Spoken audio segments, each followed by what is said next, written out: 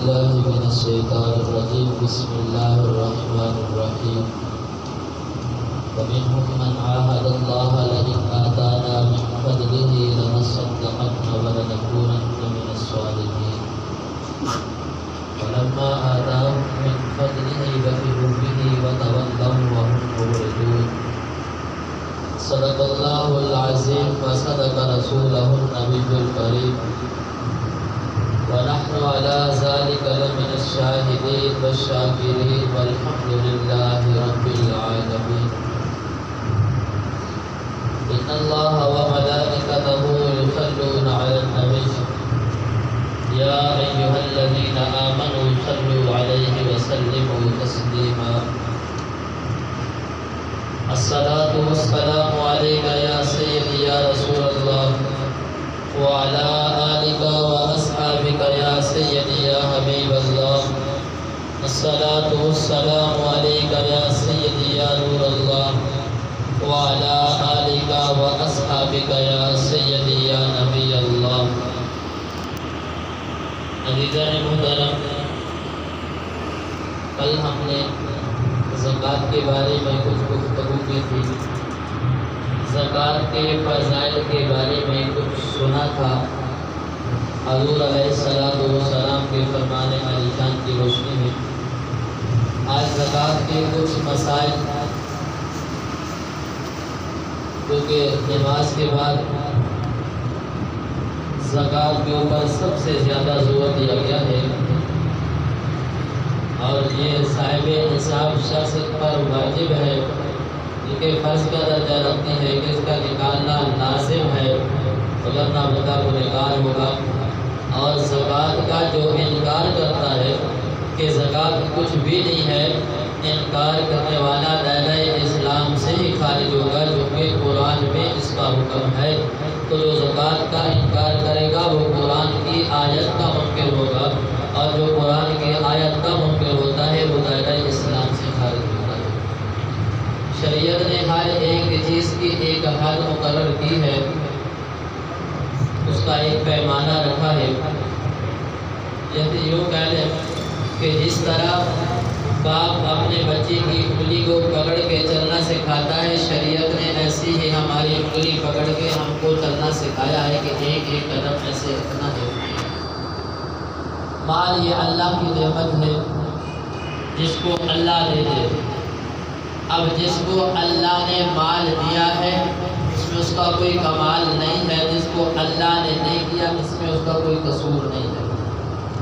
تو شریعت نے ایک حد مقرر کی ہے کہ جس کو اللہ نے مال دیا ہے اس پر یہ حق ہے کہ اس مال میں سے کچھ حصہ نکال کے اپنے ان غریب بھائیوں کو دے جو غریب ہیں، جن کو اللہ نے مال عطا نہیں فرمایا.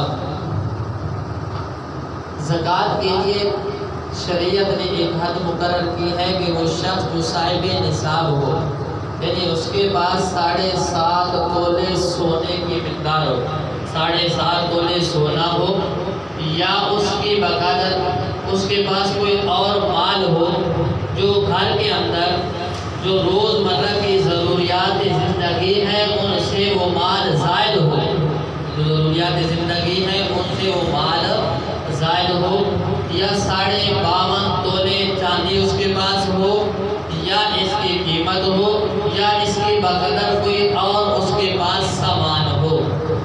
اب جو سونا اور چاندی ہے اس میں سے ہم نے 40واں حصہ نکالنا ہے.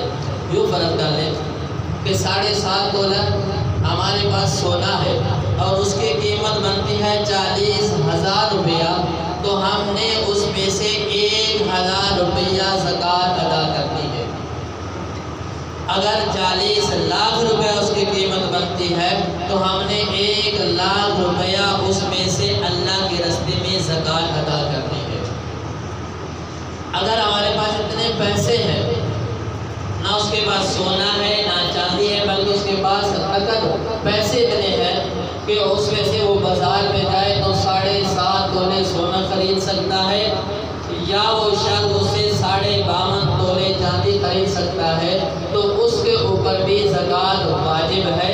اس میں سے وہ زکوٰۃ اگر پیسے ہے تو 100 میں سے 2.5 روپے ہوتے ہیں، غالباً آدھار کے اوپر تقریباً شاید 250 روپیہ بنتا ہے۔ 1 لاکھ کے اوپر 1000 کے اوپر 25 روپے بنتے ہیں، اور 1 لاکھ روپیہ ہو تو اس کے اوپر 2500 روپیہ شاید بنتا ہے۔ 1 لاکھ پر 25 روپیہ زکوٰۃ بنتی ہے۔ اگر ایک آدمی کے پاس 1 لاکھ روپیہ ہے اور وہ صاحب نصاب ہے تو اس لاکھ روپے پر وہ سال کے بعد 2500 روپے جو ہے وہ زکوٰۃ ادا کرے گا۔ اسی طرح کسی آدمی نے کوئی پلاٹ لیا، اگر تو اس نے لیا تجارت کی غرض سے، ایک آدمی ویسے پلاٹ لے لیتے ہیں کہ پیسے ہیں چل پلاٹ لے لیں کل بچوں کے کام آ جائے گا، اگر اس طرح سے اس نے پلاٹ لیا ہے تو اس کے اوپر زکوٰۃ واجب نہیں ہے، زکوٰۃ نہیں ادا کرے گا۔ اگر اس نے تجارت کی غرض سے لیا ہے کہ آج یہ پلاٹ لے لیا، لاکھ کا مل رہا ہے، کل اس کے اوپر کوئی پرافٹ ملے گی 1.25 لاکھ کا 1.5 لاکھ کا، اگر فروخت ہوگا تو میں اس کو فروخت کر دوں گا۔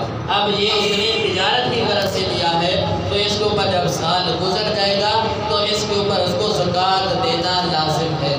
اسی طرح اگر کوئی اس نے مکان لیا ہوا ہے، ایک مکان تو وہ ہے جس میں وہ رہ رہا ہے، رہائش پذیر ہے، اس کے علاوہ اس نے کوئی مکان لیا تو ویسے لیا ہے، اس نے اس کا بیچنے کا کوئی ارادہ نہیں ہے، اس کے پاس پیسے تو اس نے کہا چل مکان لے لیتا ہوں، مکان لے لیا، وہ رینٹ پہ لے لیا، اب اس سے وہ فائدہ تو لے رہا ہے لیکن اس میں اس کی تجارت کی غرض نہیں ہے، بیچنے کا ارادہ نہیں ہے، بیچنے کے ارادے سے نیت سے نہیں لیا ہے تو اس کے اوپر اس کی زکوٰۃ نہیں ہوگی۔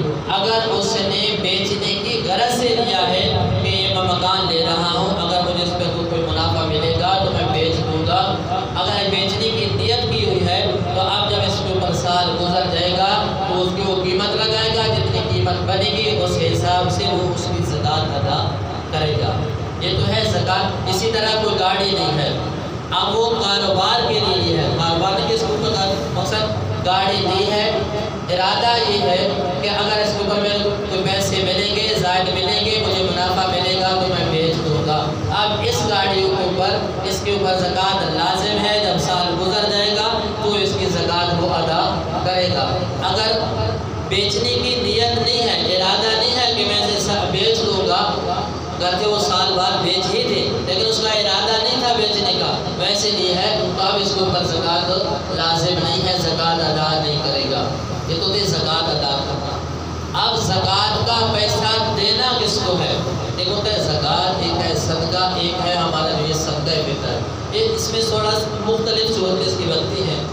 اب جو زکوٰۃ ہے بندہ اپنے باپ کو بھی نہیں دے سکتا، اپنے دادا کو بھی نہیں دے سکتا، پردادا کو بھی نہیں دے سکتا، اسی طرح نیچے چلے جائیں تو اپنے بچے کو بھی نہیں دے سکتا، اپنے پوتے کو بھی نہیں دے سکتا، پرپوتے کو بھی نہیں دے سکتا، نواسے نواسیاں یہ جو رشتے ہیں ان کو آدمی اپنی جو زکوٰۃ کا پیسہ ہے وہ نہیں دے سکتا۔ اس کے علاوہ کوئی رشتہ دار ہے وہ دیکھتا ہے کہ یہ مستحق زکوٰۃ ہے تو وہ اس کو زکوٰۃ کا پیسہ بھی دے سکتا ہے اور اس پیسے سے کوئی چیز بھی خرید کر اس کو دے سکتا ہے۔ وہ دیکھتا ہے کہ اس چیز کو اس کو ضرورت ہے تو وہ چیز اس کو لے کر دے سکتا ہے۔ اس کے علاوہ ہم زکوٰۃ کا پیسہ اکثر یہ جو انجمن بنی ہوئی ہیں، جو ٹرسٹ بنی ہوئی ہیں یا تنظیمیں بنی ہوئی ہیں ان کو دیتے ہیں۔ زکوٰۃ کا پیسہ دیتے ہوئے انتہائی احتیاط کرنی چاہیے کہ ہم جو پیسہ دے رہے ہیں یہ کہاں پر استعمال ہوگا، جہاں پر استعمال ہوگا کیا وہ زکوٰۃ کا مستحق شخص ہے جس کو یہ، مثال کے طور پر ایک تنظیم ہے اس نے ہسپتال بنایا ہوا ہے، اب ہم اس تنظیم کو وہ پیسے دے رہے ہیں کہ یہ پیسہ ہمارا ہسپتال میں خرچ ہوگا، اگر انہی پیسوں سے انہوں نے وہ دوائی لی اور دوائی لینے کے جو شخص گیا وہ زکوٰۃ کا مستحق بھی نہیں تھا۔ آج جو خیراتی ہسپتال بنے ہوئے ہیں ان میں سے ہر بندہ علاج کروا رہا ہے، لازمی نہیں ہے کہ جو علاج کروا رہا ہے وہ زکوٰۃ کا مستحق ہے۔ اب وہ اس پیسے سے دوائی لی اور دوائی لینے کے لیے وہ شخص چلا گیا جو زکوٰۃ کا مستحق ہی نہیں تھا، اس نے دوائی لی ہے تو اس طرح ہماری جو زکوٰۃ ہے وہ ادا نہیں ہوگی۔ اس لیے زکوٰۃ کا پیسہ یہ نہیں کہ ان کو پیسہ نہیں دینا چاہیے، خدمت نہیں کرنی چاہیے، ان کے ساتھ تعاون نہیں کرنا چاہیے، تعاون کرنا چاہیے، لیکن جو زکوٰۃ کا پیسہ اس میں انتہائی احتیاط کرنی چاہیے۔ اور دوسرا، چند لوگ مل جاتے ہیں کہ یار یہ زکوٰۃ کا پیسہ ہے ہم جمع کر کے ایسے کرتے ہیں کہ قبرستان کے لیے جگہ لے لیتے ہیں۔ اب زکوٰۃ کے پیسے سے قبرستان کے لیے اگر جگہ لے لی ہے تو تب بھی ہماری جو زکوٰۃ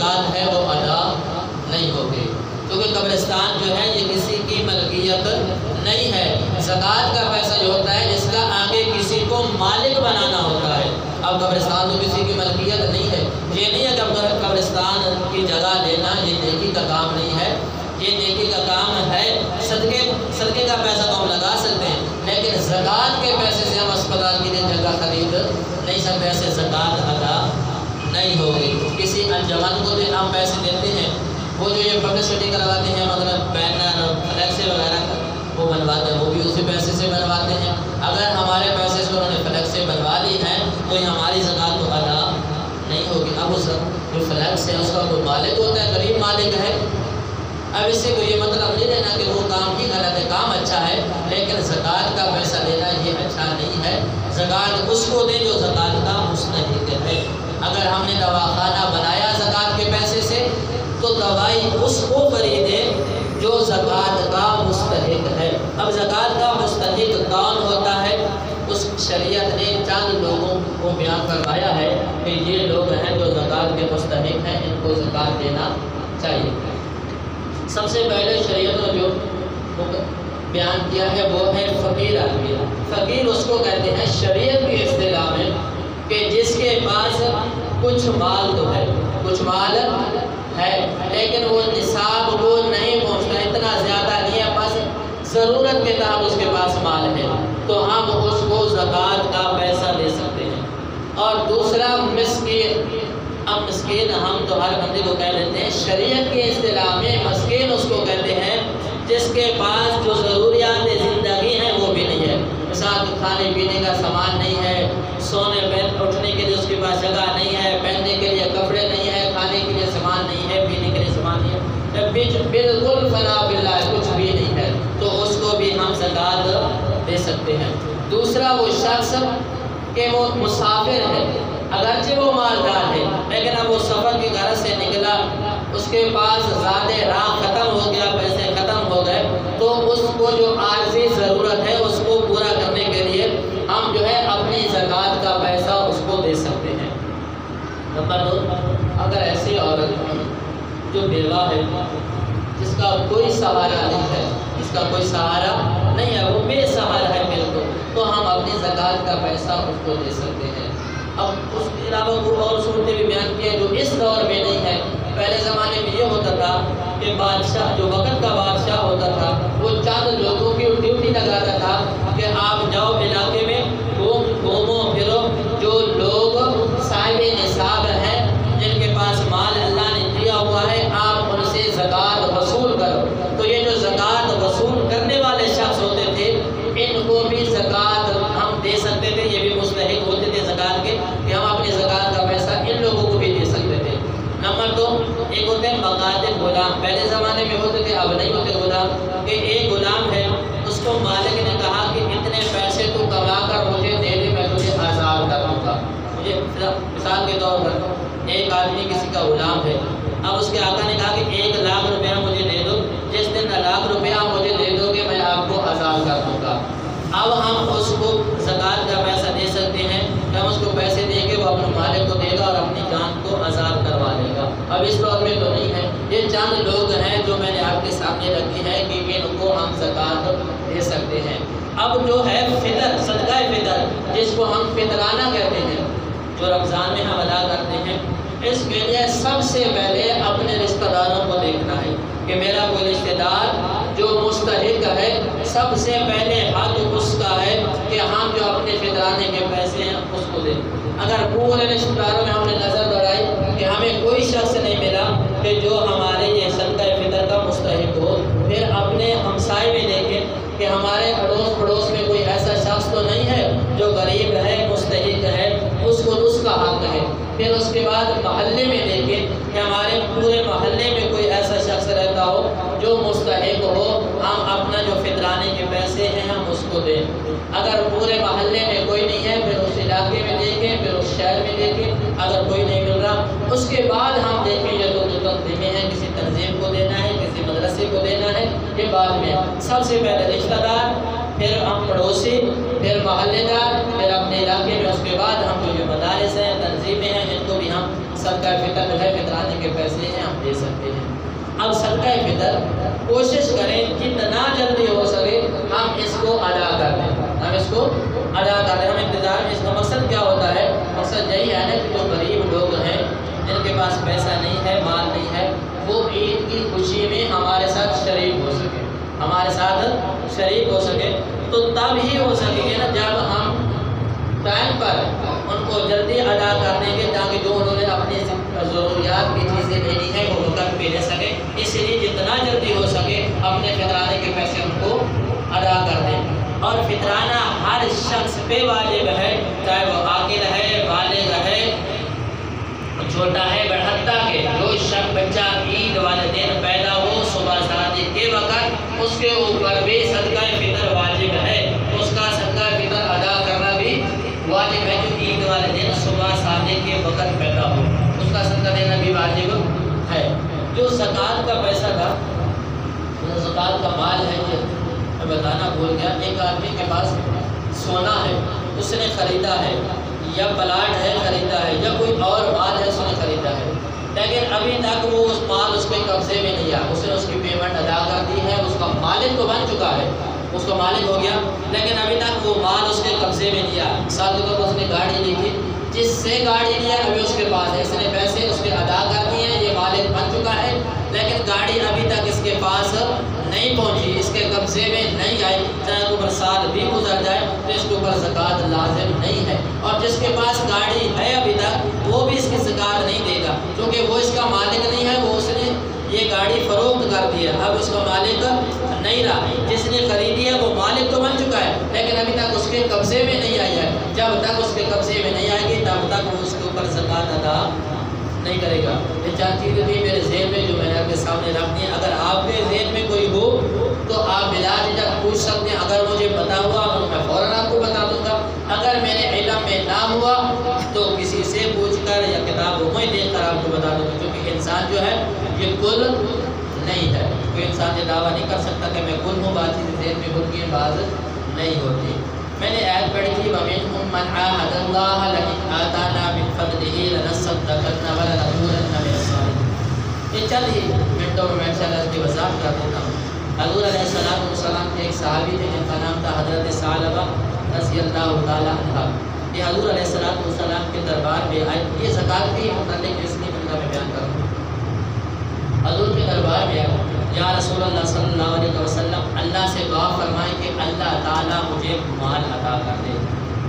حضور علیہ السلام نے فرمایا کہ جب بندے کے پاس مال آتا ہے تو بندہ اللہ اور اللہ کے رسول سے بیزار ہو جاتا ہے، عبادت میں غفلت ہو جاتی ہے۔ کچھ چلے گئے، کچھ عرصے کے بعد پھر یا رسول اللہ صلی اللہ علیہ وسلم اللہ سے دعا کریں کہ اللہ تعالیٰ مجھے مال دے دے، میں اس کا ہر ایک حق جو ہوگا وہ کما حقوق میں ادا کروں گا۔ اللہ کے نبی نے دعا فرمائی۔ اب وہ شخص چلے گئے، جا کر کچھ بکریاں لی، اللہ تعالیٰ نے ان میں اتنی برکت ڈالی کہ وہ ایک ریوڑ ہی بن گیا۔ اب وہ شخص کے لیے مجبوری بن گئی، مدینہ سے باہر کسی وادی میں جا کر آباد ہو گئے۔ اب وہ نماز میں غفلت کرنے لگے، زور اور اثر آ کر پڑھ لیتے باقی نمازیں وہ بکریوں کی دیکھ بھال میں، پھر اور بکریاں زیادہ ہو گئی، وہ مدینہ چھوڑ کر کہیں جنگل میں جا کر آباد ہو گئے۔ اب ہفتے کے بعد جمعہ پڑھنے کے لیے آتے تھے، پھر کچھ عرصہ اور گزرا تو وہ جمعہ پڑھنے کے لیے بے حاضر نہیں ہو سکتے تھے۔ تو حضور علیہ السلام نے ایک دن پوچھا کہ ثعلبہ کو کیا ہوا ہے کہ وہ آج کل نہیں آ رہا؟ تو صحابہ کرام رضوان اللہ علیہ مجمعین نے عرض کیا یا رسول اللہ صلی اللہ علیہ وسلم اس کی بکریاں اتنی زیادہ ہو گئی ہیں، ان کی دیکھ بھال میں لگا رہتا ہے، وہ مدینہ چھوڑ کے چلا گیا ہے، وہ جنگل میں جا کر آباد ہو گیا ہے۔ حضور علیہ السلام نے فرمایا کہ افسوس، ثعلبہ پر افسوس ہے۔ پھر جب یہ زکوٰۃ کا وقت آیا تو حضور علیہ السلام نے اپنے دو صحابہ کو بھیجا کہ آپ جائیں اس سے زکوٰۃ وصول کر کے لائیں۔ جب اس کے پاس پہنچے، انسان کے دل کے اندر قدرتی طور پر مال کی حرص ہوتی ہے، تو وہ صحابی کہنے لگے ثعلبہ کہ اگر آپ کا کوئی اور کام ہے وہ آپ کر کے تو پھر میرے پاس آ جائیں۔ جب صحابہ دوبارہ لوٹے تو پھر اس نے زکوٰۃ کا جو مال تھا وہ دینے سے انکار کر دیا۔ تو صحابہ کرام رضوان اللہ علیہ اجمعین حضور علیہ السلام کے دربار میں پہنچے، یہ باتیں بتائیں تو حضور علیہ السلام نے فرمایا افسوس ثعلبہ پر افسوس ہے کہ اس نے زکوٰۃ جیسے فریضہ کو ادا کرنے سے انکار کر دیا ہے۔ تو یہ مال کی حرص ایسی چیز ہوتی ہے انسان کے دل میں